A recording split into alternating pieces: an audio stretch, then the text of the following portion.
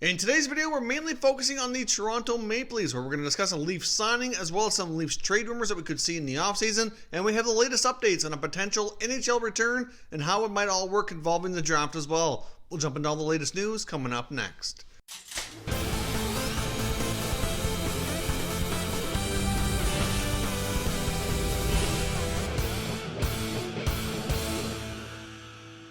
So welcome back to another video here at Top Shelf Hockey. Now, as I mentioned, we have a variety of things to talk about today. Most of it concerns the Toronto Maple Leafs, but first off, let's get started with the latest updates concerning a potential NHL return, how it might work, what's the latest on the draft, and all that unfolding. Now, basically, we thought by now we might have some more updates, especially in the weeks that have gone by. We thought maybe the NHL would announce an early June draft. There was some pretty serious talk that could happen, but it looks as though that obviously has not taken place as of yet. But now, I think what they're basically trying to wait on is trying to get everything sorted if they can. There was some resistance to the early draft, the potential draft lottery format. Obviously, all of these teams have a stake in it. They're all in different positions, and they all kind of have to agree on what's the best way to move forward. So my thinking here is that they're likely going to try to get everything lined up, announce one big plan at one time where they can say, okay, the draft is going to be here. The NHL season will then resume shortly after. And I'm thinking probably a mid-June draft is at this point looking likely. It could go into later June like it was originally scheduled, but right now I think it's possible, at least as of right now, if they can make an announcement in the next week that they could have a mid to late June draft followed by a 2 to 3 week training camp, and then have hockey resume sometime shortly after July 1st, maybe early July sometime. They likely still would go with the 4 hub cities if they could do that. I know that there's been talk that teams like Toronto, Edmonton, Vancouver, Arizona, I've heard Dallas, Minnesota, the teams in Florida. I know Florida seems to be open for business. The governor down there seems to be anxious to get sports down in Florida as well. So there's a variety of places that they could be hub cities. I know even Vegas was one as well. There's been some talk even about possible Disney World in Florida being a spot to host everybody. I'm not sure exactly how that would work. I know the NBA is looking at some of those options as well. So clearly there's a lot on the table, and I know that they're getting closer and closer to kind of coming up with something to formulate a plan here. But I think they're probably going to try to wait and get everything lined up, and hopefully we'll have some updates in the next week or so. We just never know. They're having meetings all the time when they're finally going to come to a conclusion about how they are going to proceed. As of course, we've already announced the AHL season has been canceled, so obviously there's lots of minor league players kind of waiting to see if they could possibly be recalled and then going back to these training camps with their NHL teams, or what we've seen. I mean, we've seen some NHL players returning back to their cities where they play in, so we'll see if that continues and where things might go. That leads me to think that players probably have been told that, even though there's nothing firm yet, it would be a wise move to start heading back to their NHL cities, so that if things do move along here, that they can get ready to go and get their quarantine period over with before they can be allowed to go into the team facilities or move forward with any kind of training or anything like that. So I guess we'll have to stay tuned and hope for further updates. Now let's jump into the latest on the Toronto Maple Leafs. First of all, they announced today that they signed forward Adam Brooks to a 2-year contract extension. Of course, this is a 2-way deal.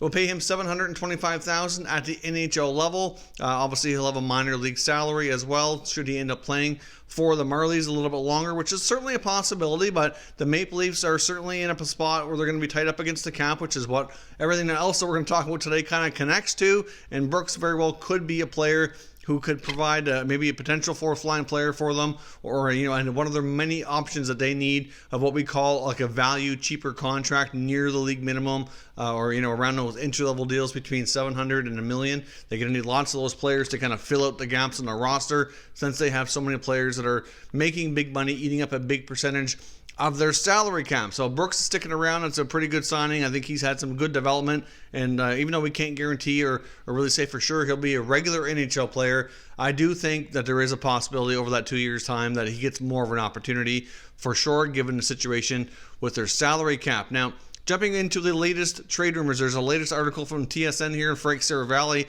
discussing the possibility of the Maple Leafs maybe acquiring some more contracts that fall under the long-term injury reserve, so they can continue to spend over the cap. Now, the contracts they've used to do that recently include David Clarkson and Nathan Horton, and those contracts are actually going to be expiring and won't be on the books anymore once they expire on July 1st. So when we get into the next year, 2020-21, they're going to need some different contracts if they're going to continue to be able to use that loophole to basically overspend over and above the salary cap. And of course, their cap wizard, Brandon Pridham, and GM Kyle Dubas are both pretty good at that, and they've worked together to help the Maple Leafs kind of flex their financial muscle to be able to overspend, go over the cap, and be able to keep going here with what they have and all these big contracts and still manage to put a full roster on the ice, even though some teams might find that extremely challenging. Now, of course, given this current situation with their team and the cap and the fact that likely it's not going up, they're going to be one of the teams that hurts the most from this, given the fact that I'm sure that they had several projections likely in place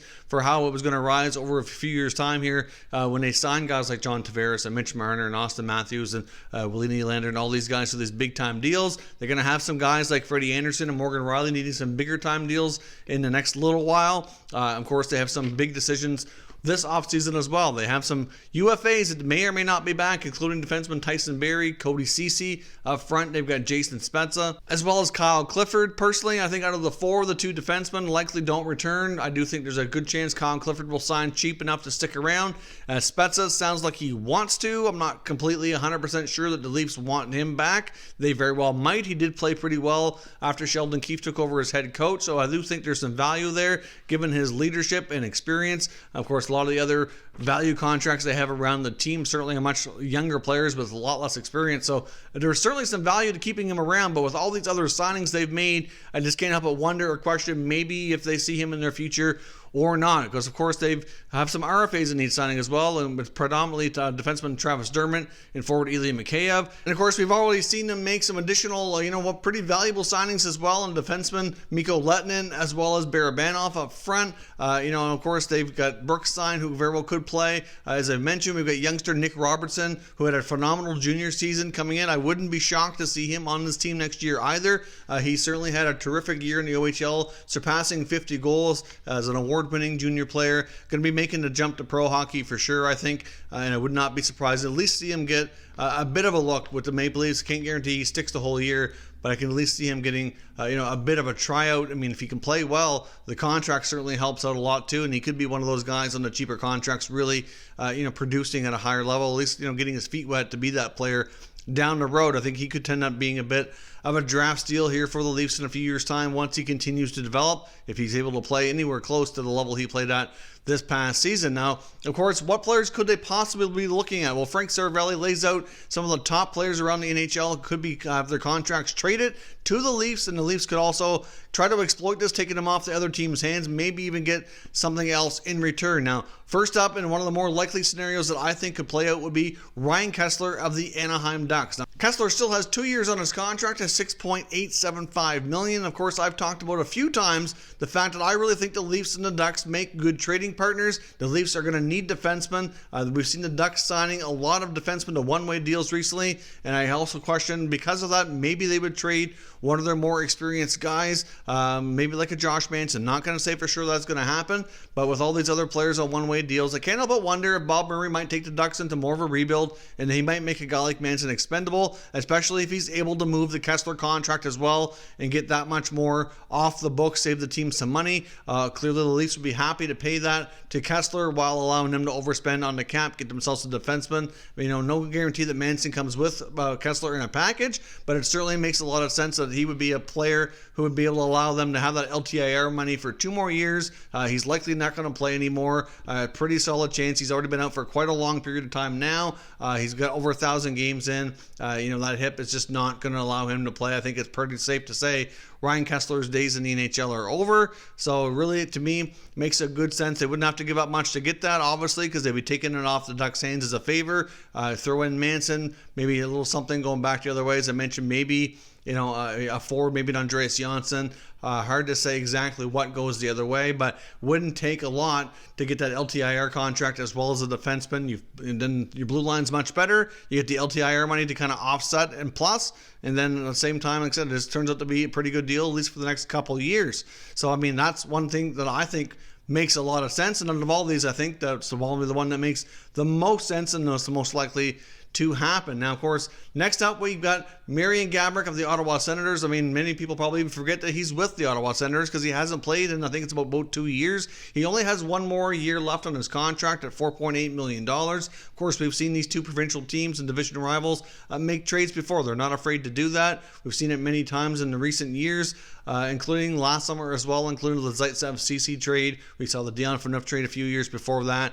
So clearly for them to take Gaborik off the Sens' hands is a possibility. At one point, the Sens needed more contracts to get to the floor. Of course, they're on the opposite end of the spectrum here than the Leafs are, but they've got enough money committed down to players that they could move a guy like that and not have to worry about it being necessary to be the league minimum to meet that threshold. So they could very well trade a guy like Gaborik in exchange for maybe a prospect or some picks or something that they like off the Leafs roster. So that's a possibility, but again, there's only one more year left, so it's they might not have to give up a whole lot to do it, obviously, but at the same time, it's not as long as the Kessler trade. Not sure they're really going to get anything else in a package with it that they would really be able to help immediately. I can't see the Sens really including anything else in there that's really going to give them like one of their young prize prospects or anything of that nature. But you just never know with these two teams they've hooked up in the past.